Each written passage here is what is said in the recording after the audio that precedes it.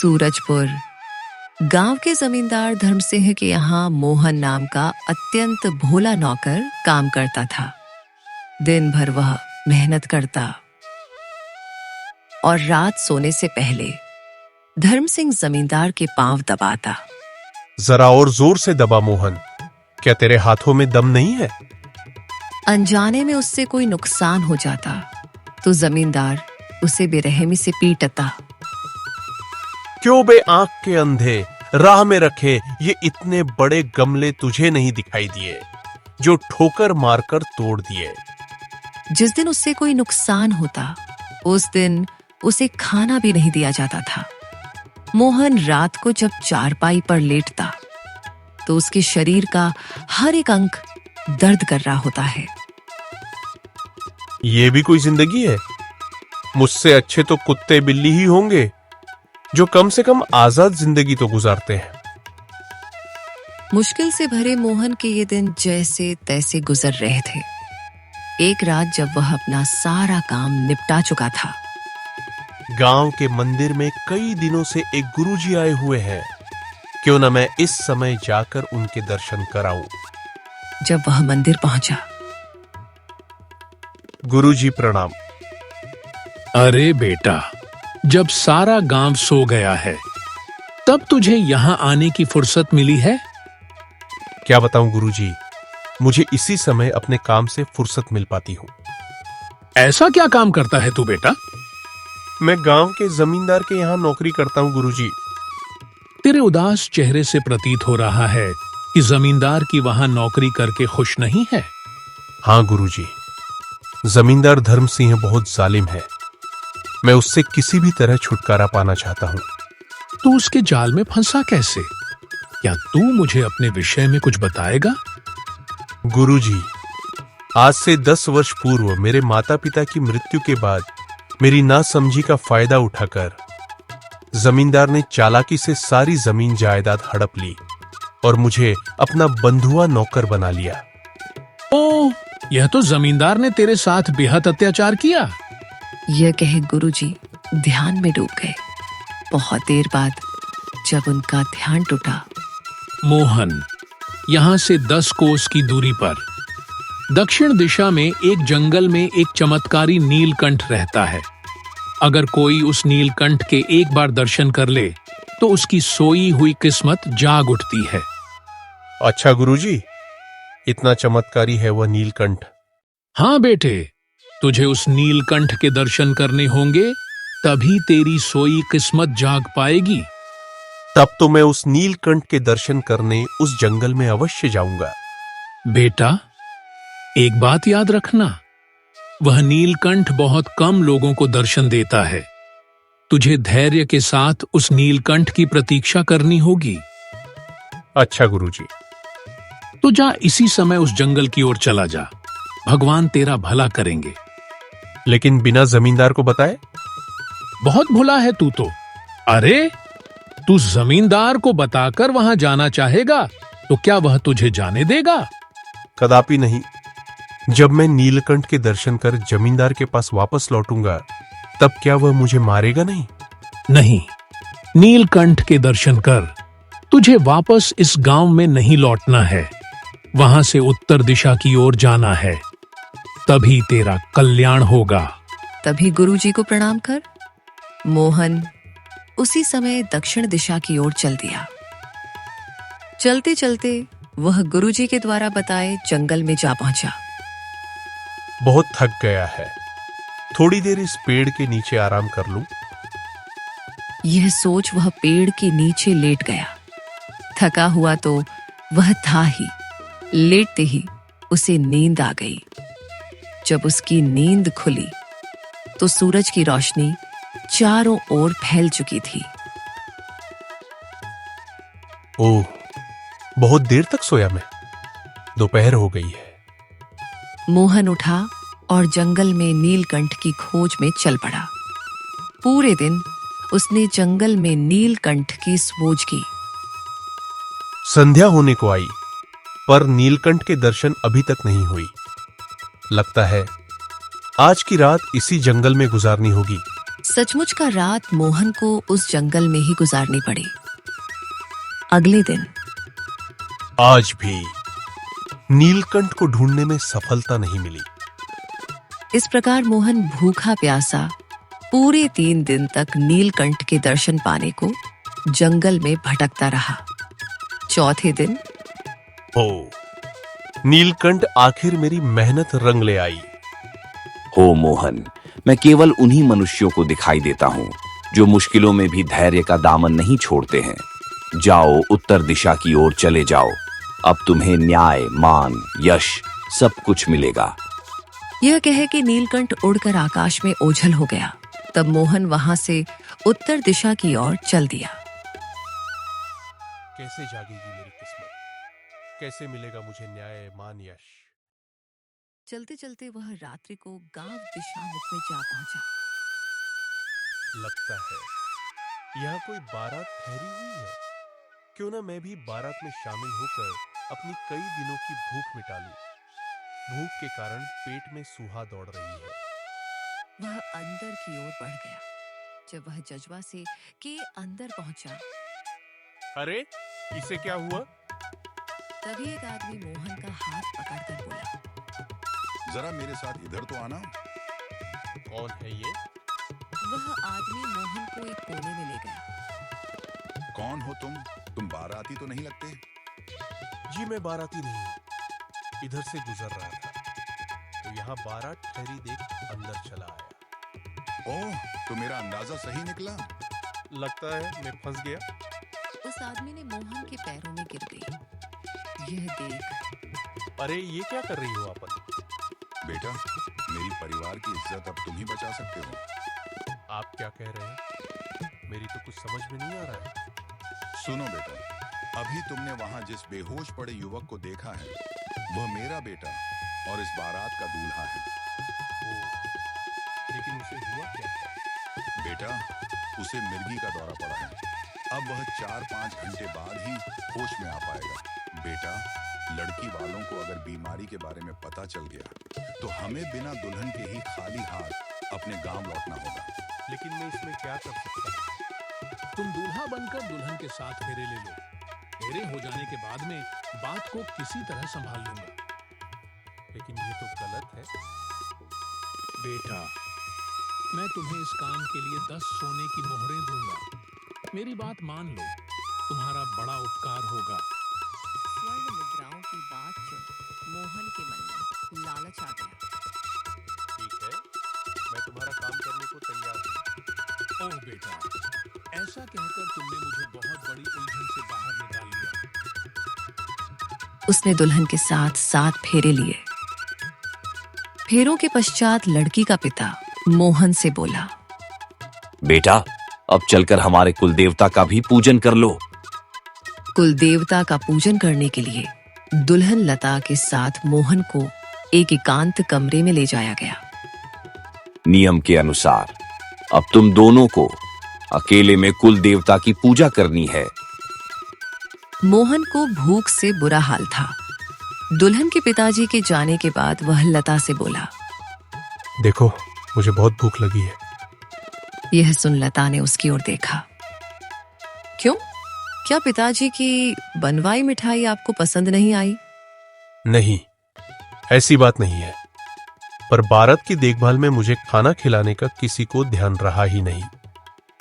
मेरे लिए पति से बढ़कर और कौन सा देवता हो सकता है? कुल देवता की पूजा से पहले मुझे पति को मिठाई खिलाकर उसकी भूख शांत करनी चाहिए। उसने तुरंत पूजा के थाल में रखी मिठाइयां और पकवान उठाकर मोहन के सामने रख दिए। लीजिए, खाइए। मोहन झटपट खाना खाने में जुट गया। भरपेट खाना खाने के पश्चात ही मोहन ने लता के साथ कुलदेवता की पूजा की। बेटा, अब तुम्हारा काम खत्म हुआ। लो, ये स्वर्ण मुद्राएं लो और इसी समय इस गांव से कहीं दूर चले जाओ। मोहन प्रसन्न होकर उसी समय वहां से चल पड़ा। लगता है वास्तव में भी अब मेरा भाग्य उदय होने वाला है। तभी तो मुफ्त में भरपेट खाना खाने को मिला। और साथ में 10 स्वर्ण मुद्राओं की दक्षिणा मिली। इधर दूसरी ओर भोर होने पर दिशामुख गांव में समधी जी, विदाई का समय हो गया है। अब बहू को विदा करने में देर न कीजिए। अच्छा समधी जी, मैं शीघ्र ही विदाई की रस्म पूरी करवाए देता हूँ। जब पिता लता के कमरे में पहुंचा, क्या बात है, तुम दोनों माँ बेटी के मुंह क्यों उतरे हुए हैं? सुनो जी, लता कहती है आंगन में इस समय जो दूल्हा बैठा है, यह वह दूल्हा नहीं है जिसने कल रात इसके साथ 7 फेरे लिए थे। क्या बकती हो? भला यह कैसे हो सकता है? यह आप लता से ही पूछो। तुरंत लता से पूछा। क्यों लता, क्या माजरा है? पिताजी, यह वह दूल्हा नहीं है जो कल रात मेरे साथ कुल देवता की पूजा करने कमरे में गया था। क्या? लेकिन दूल्हे का पिता भला ऐसा क्यों करेगा? लता के पिता दूल्हे के पिता को बुलाया और पूछने ही वाला था, तभी दूल्हे को मुर्गी का दौरा पड़ गया। ओह, तो यह शक्कर है, तेरे बेटे को मिर्गी के दौरे पड़ते हैं। तूने इसी बात को छुपाने के लिए कल रात किसी दूसरे दूल्हे के साथ मेरी बेटी के फेर डलवा दिए। माफ करना जी, मैं यदि ऐसा न करता तो मेरा बेटा जीवन भर कुंवारा ही रह जाता। कुंवारा तो अब भी जीवन भर रहेगा तेरा बेटा। जा, चला जा, वरना मैं तेरा गला काट दूंगा। अब मुझे यहां से भी 9-2-11 हो जाना चाहिए। बेटी लता, तेरे साथ बड़ा अन्याय हुआ है। अब क्या होगा बेटी? पिताजी, कुदरत को शायद ऐसा ही मंजूर था। उसके आगे किसका बस चलता है भला? लता ने पिताजी को यह सब कह तो दिया, पर दुख से उसका बुरा हाल था। एक दिन मोहन, अरे, नदी में ये कैसा बक्सा बहा जा रहा है? मुझे इस बक्से को पकड़ना चाहिए।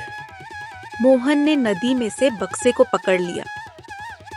जब उसने बक्से को खोला, अरे, इसमें तो सांप है। भयभीत होकर वह 2 कदम पीछे हट गया। मुझसे डरो मत युवक। अरे, ये सांप तो मनुष्यों की वाणी में बोल रहा है। युवक, मैं कोई साधारण सांप नहीं हूं, मैं सांप का राजकुमार हूं। अच्छा, फिर तुम इस बक्से में बंद कैसे हो गए? मैं समय समय पर मानव वेश धारण कर पृथ्वी लोक पर आता रहता हूं। आज से 15 दिन पूर्व जब मैं पृथ्वी लोक पर आया तो एक दुष्ट जादूगर ने मंत्रों द्वारा मुझे सम्मोहित कर मुझसे मेरी बहुमूल्य मणि छीन ली और मुझे बक्से में बंद कर दिया। तुमने जब अब उस बक्स को खोला तो मैं मुक्ति पा सका हूं। ओह, यदि तुम्हारी बातों में तनिक भी सच्चाई है सर्प, तो तुम मुझे इसी समय मानव यानी में आकर दिखाओ तो जानू। ओह, सर्प कहां गया? यह युवक कहां से आया? युवक, मैं ही सर्पलोक का राजकुमार सर्पर्ष हूं। तुम्हें अपनी बात का यकीन दिलाने के लिए मैं मानव योनि में परिवर्तित हुआ।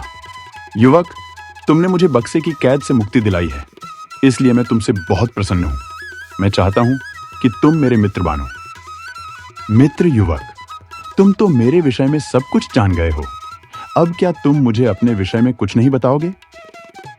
राजकुमार, मैं एक गरीब आदमी हूं और मेरा नाम मोहन है। एक गुरुजी के कहने पर मैं अपनी सोई किस्मत जगाने अपने गांव से चला था। इसी चक्कर में घूमते फिरते मेरी मुलाकात तुमसे हुई।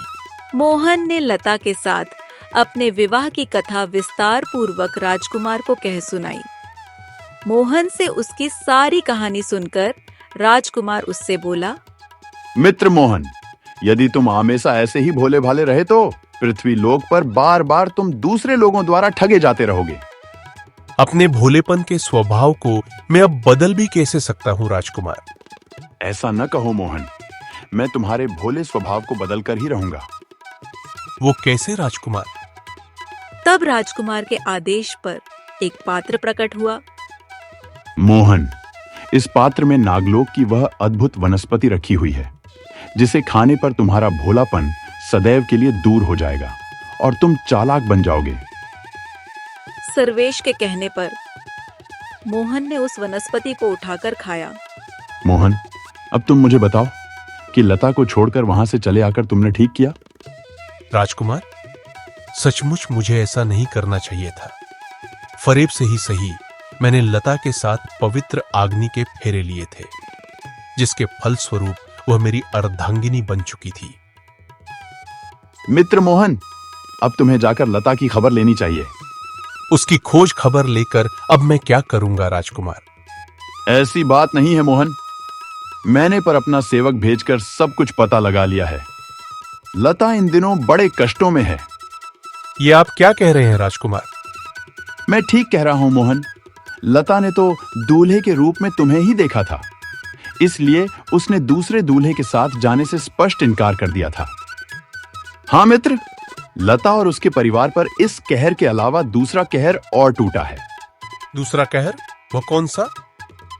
लता के विवाह के लिए उसके बाप ने मत्तेलाल के पास अपने खेत और मकान गिरवी रखकर उसके धन लेकर।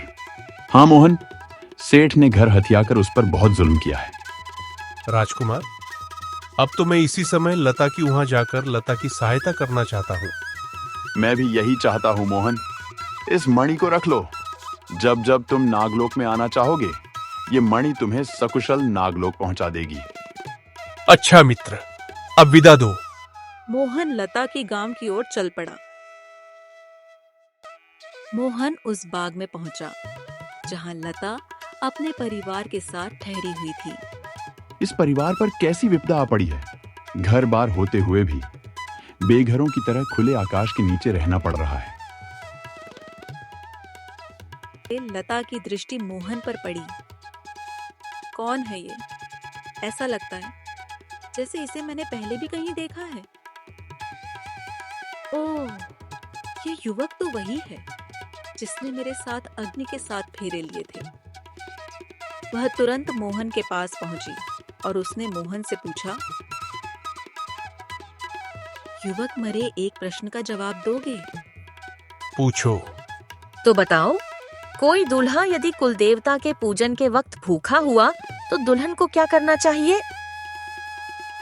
दुल्हन को कुलदेवता के भोजन की थाली में से कुछ भोजन निकालकर दूल्हे को खिला देना चाहिए। तो तुम हो? हाँ लता, मैं वही हूँ जिसे तुमने विवाह के समय कुलदेवता की पूजा से पहले भोजन करवाया था। मोहन, तुम मुझे इस प्रकार छोड़कर क्यों चले गए थे? मेरे साथ फेरे लिए थे तो उन फेरों का कर्तव्य तो निभाते। लता, मैं अपने उसी कर्तव्य का निर्वाह करने के लिए ही यहाँ पुनः वापस आया हूँ। लता तुरंत उसे अपने माता पिता के पास ले गई। लता की माता पिता को जब सारी बात पता चला, भगवान ने आखिर हमारी लाज रख ही ली। हमारा असली दामाद वापस लौट आया। बेटा, मेरी तो समझ में नहीं आ रहा है कि इस दीनहीन अवस्था में तुम्हारा स्वागत किस प्रकार करूं। माताजी और पिताजी, आप दोनों दुखी न होइए।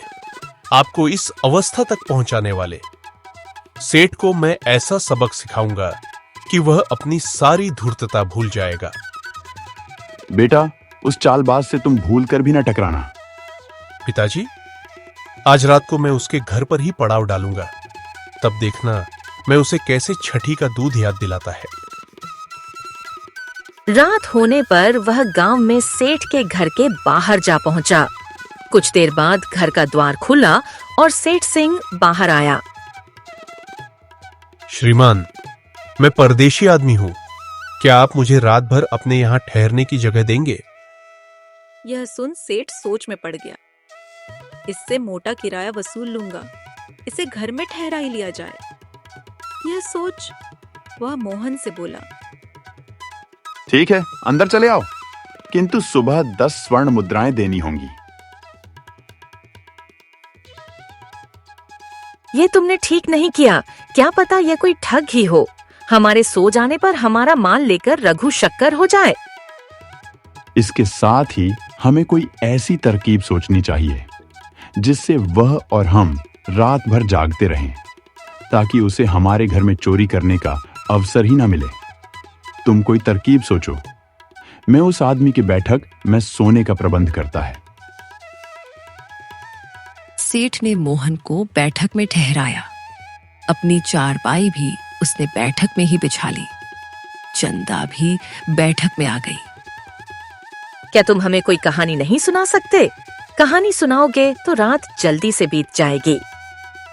कहानी तो मुझे बहुत अच्छी अच्छी आती है, पर थका हुआ होने के कारण मुझे नींद आ रही है। अच्छा हो, आप लोग भी सो जाओ। जरूर इसके मन में कहीं खोट है, तभी हम दोनों से जल्दी जाने को कह रही हैं। अच्छा, तुम जिद कर ही रही हो तो मैं तुम्हें एक कहानी सुनाता हूं। अब आपसे क्या छुपाऊं सेठ साहब, मैं एक राजा के यहां बहुत दिनों से नौकरी कर रहा था। मैं उसकी नौकरी छोड़कर अपने गांव जा रहा था। उस राजा ने मुझे 5 थोलियां दी थीं, जो स्वर्ण मुद्राओं से भरी हुई थीं। अच्छा, लेकिन वे थैलियां हैं कहां? सेठ साहब, उन थैलियों को लेकर जब मैं आपके गांव के बाहर बहने वाली नदी के पास से गुजरा, तो यह सोचकर कि आज रात इस गांव में रुकना ही है, मैं उन थैलियों को नदी के तट पर बड़ के पेड़ के नीचे जमीन में गाड़ लाया हूं। यह सुन सेठ ने सोचा, क्यों न नदी तट पर जाकर इस मूर्ख युवक की 5 थैलियां ले आऊं और उन्हें लाकर अपनी तिजोरी में रख दूं। इस युवक को पता भी न चलेगा कि इसकी स्वर्ण मुद्राएं किसने ली। यह सोचकर उसने अपनी पत्नी से कहा, चंदा अतिथि को और ज्यादा परेशान न करो। कहानी सुनने की जिद छोड़ो और जाकर अपने कमरे में सो जाओ। ठीक है, मैं जाती हूँ। चंदा अपने कमरे में आकर सोचने लगी, रात को जब मोहन गहरी नींद सो जाएगा, तब मैं जाकर मोहन की स्वर्ण मुद्राएं खोद कर ले आऊंगी। मोहन की सोने तक मैं भी थोड़ी सी नींद ले लूं। इधर बैठक में सेठ कब मोहन गहरी नींद सोए और कब मैं अपना काम शुरू करूं। कुछ देर बाद ही आहा, सो गया मोहन। अब मुझे जल्दी से नदी तट पर बढ़ के पेड़ के पास पहुंचना चाहिए। और कुदाल लेकर गांव के बाहर वाली नदी की ओर चाल गया। सेठ तो मेरे बहकावे में आकर नदी की ओर चला गया है। सेठानी भी घर से बाहर निकले तो मैं अपना काम शुरू करूं। इधर नदी तट पर पहुंच सेठ ने बड़ के पेड़ के नीचे काफी गहरे तक खुदाई की। ओह, यहाँ तो कुछ भी नहीं है। लगता है मोहन ने मुझसे झूठ बोला था। सेठ खाली हाथ घर की ओर वापस लौट पड़ा। इधर चंदा की जैसे ही आंख खुली, वह उठकर झटपट उसी समय नदी की ओर चल पड़े। उसके जाते ही मोहन उठ खड़ा हुआ। अब मुझे अपना काम शुरू कर देना चाहिए। मोहन अपना काम सफाई से करके निकल गया। कुछ समय बाद सेठ और उसकी पत्नी दोनों घर लौट के दिखा। हाय, मैं लुट गया, बर्बाद हो गया। क्या हुआ जी?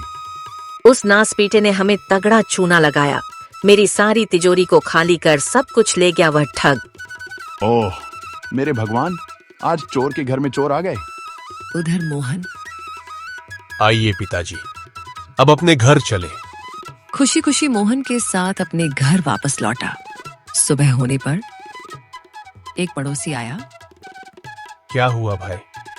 आपको पता है, कल रात कोई सेठ की तिजोरी लूट कर ले गया, जिसके सदमे से सेठ और सेठानी ने प्राण त्याग दिए हैं। ओह, सेठ सेठानी दोनों मर गए। देखा पिताजी, इस चांडाल सेठ दंपति को भगवान ने कैसी सजा दी है। राम राम राजू काका। अरे मोहन, तुम? हाँ काका, मैं। जमींदार के हालचाल तो सुनाइए काका। बेटा, जमींदार के हालचाल मत पूछ। वह इन दिनों प्राण घाट से पीड़ित हो चारपाई पर पड़ा मौत की घड़ियों गिन रहा है। उसका सारा परिवार नदी में डूबकर मर गया। ओह, तब तो मुझे हवेली में जाकर उनका हाल मालूम करना चाहिए। जब वह लता के साथ हवेली में जमींदार के सामने पहुंचा। मोहन, अच्छा किया तुम आ गए। देखो, मेरे तकिए के सिरहाने मेरी तिजोरी की चाबी राखी है। उस चाबी से तिजोरी खोलकर तुम अपनी जायदाद, सारे कागजात निकाल लेना। ये मेरी प्रार्थना है। अच्छा जमींदार साहब। मोहन ने अपना जमीन और घर वापस मिलने के बाद, लता, मेरी जमीन जायदाद मुझे वापस मिल चुकी है। अब तुम्हारी क्या राय है? मेरी राय यही है कि अब हम न लौटकर यहीं सूर्यपुर में रहकर अपनी जमीन पर खेती बाड़ी करेंगे। लता का जवाब सुन मोहन को बहुत प्रसन्नता हुई। वे दोनों सूर्यपुर में ही रहकर अपना गृहस्थ जीवन चलाने लगे।